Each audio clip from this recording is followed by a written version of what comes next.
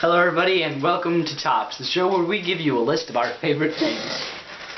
Yes, this week we're going to give you our list of top superheroes. Yep, there's a crazy superhero craze going on right now. Yeah, with the new Man of Steel, Avengers Age of Ultron coming out in 2015, Captain America the Winter Soldier comes out. Thor 2, Iron Man 3. Yeah. We got tons of superhero movies, original superhero movies. Batman. As well as sequels that are coming out. And Amazing Spider-Man 2. Yeah. I could name them all night. Yeah. As well as Guardians of the Galaxy, which is also coming out. I think Forward it's to that one. theaters this August. Yep. Alright, so let's just go ahead and get right into it. I'm just going to take a sip out of my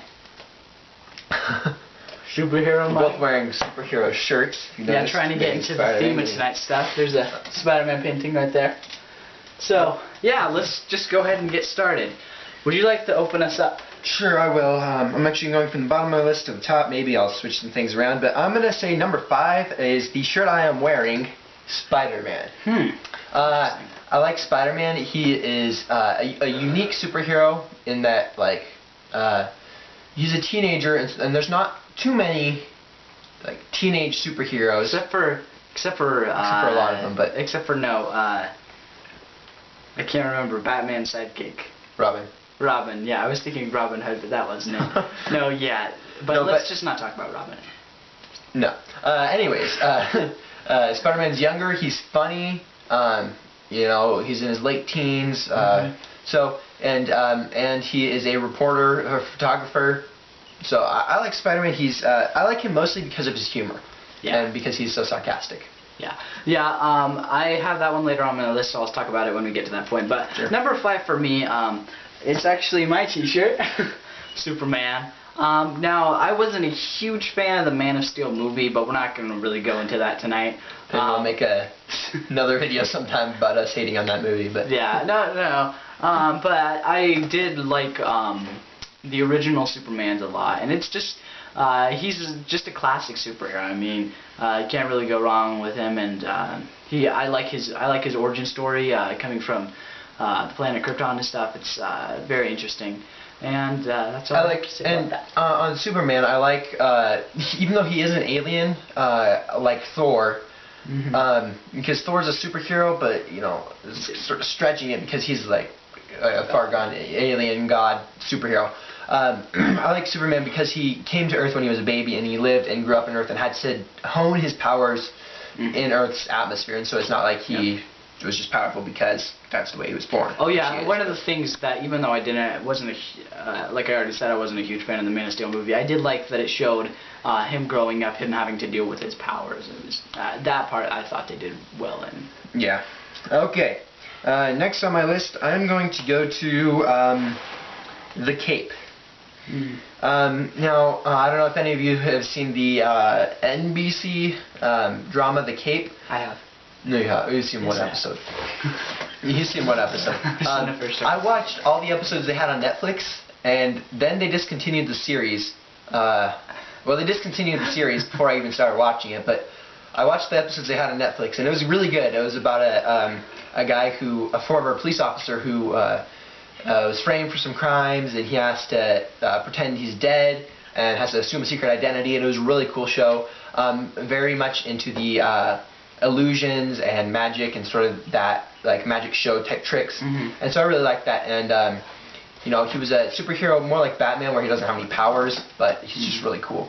Okay, speaking of Batman, we're gonna go on to my next favorite superhero, which is Batgirl. Batman. No, but I really like Batman for his origin story. I think it's a neat one, and because if you didn't know, his parents were murdered when he was a young boy, and he had to train and become the Bat, the Dark Knight, the Caped Crusader. He also has the most nicknames. But he's a very interesting character, showing that you don't have to have superpowers to kick some butt.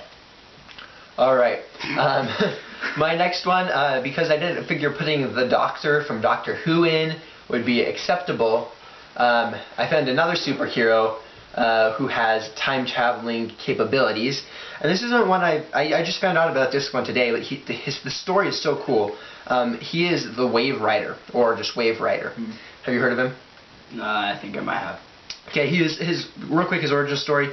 He's in the year 2030, I believe. The guy Matthew Ryder knows of the Monarch, who is the evil supervillain that's ruling the land, and he builds a time machine because he believes that that Monarch used to be a superhero, and all the superheroes in the world were destroyed when Monarch came to power. And so he goes back in time to try to figure out what superhero Monarch was.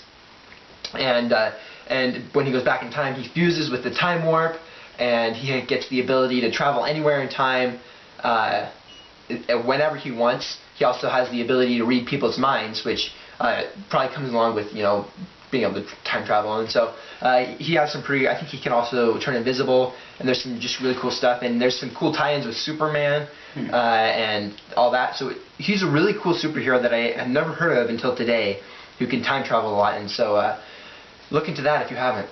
Yeah, that sounds pretty interesting. Okay, so for my next one, I am going to put Iron Man. Now, if you haven't seen the Iron Man movies, what's wrong with you? No, I'm just joking. But I do recommend the Iron Man movies. They're very good. I think Iron Man 1 kind of launched in the whole superhero craze, showing that new superhero, or that superhero movies can be done really, really well. And that especially started the whole Avengers assembling thing with different tie-ins. Which is huge now. Yeah, and so that's just kind of interesting to see. And just the whole series is good. I liked Iron Man 3. And to that, I'm not giving any spoilers, but I liked the way it kind of wrapped up the series. Yep. Did it. There might be an Iron Man 4, but... Okay. The next one on my list is another sort of not too obscure. I recently learned about him through Rhett and Link of YouTubers, and he is Hawkman.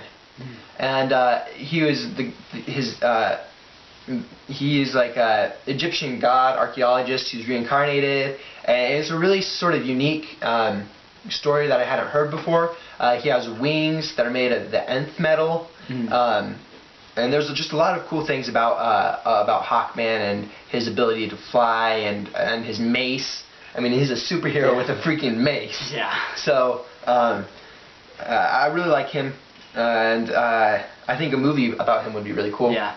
No. When I first heard of Hawkman, I thought his story was really, really cool. Okay. Now for going on to my second favorite superhero.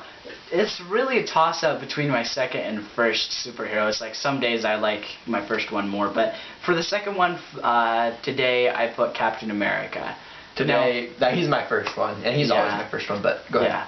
Well, I don't know. He's such an awesome character. It's hard not to put him as your first one, but I'll just tell you my first one in a second. But I really loved the movie, the first one. It's probably one of my favorite Marvel movies, especially the whole World War II thing and him getting frozen in ice. But I really can't wait, and I love seeing him in Avengers, and I really can't wait to see him in Captain America: The Winter Soldier. That'll be interesting. Yeah, really quick, I'll just touch on that. I love Captain America. He's sort of like he is the all-American patriot superhero. Iron Man's a sort of a patriot, but Captain America really embodies America, I believe, and the beliefs that the country holds. And he's just an all-around good guy. I'm interested to see how his character develops in the second movie that's coming out soon. Yeah. All right. Now for my first one, I put Spider-Man. I really like Spider-Man a lot. I haven't seen the original trilogy, I guess, but I watched the Amazing Spider-Man, and I really, really like it. And it's not just for the movies. I love his whole origin story, and I think it's cool how he, being a teenager, like you said, he has to adapt to being able to have all these powers, and I do like his humor a lot too. He's really funny. And I also think some of his powers are the coolest ever. being able to sling webs through his web shooters and stick onto walls and stuff, scale buildings through that. I think that's really cool. Also, I like how he mixes his powers that were given to him by this radioactive spider with his own brain and his own ingenuity. I think that's really cool, that he's not just relying on his unnatural powers. And so I think that's all. Yeah, I think that is. If you like this video, like it. Comment your tops and what you want to see in a future episode.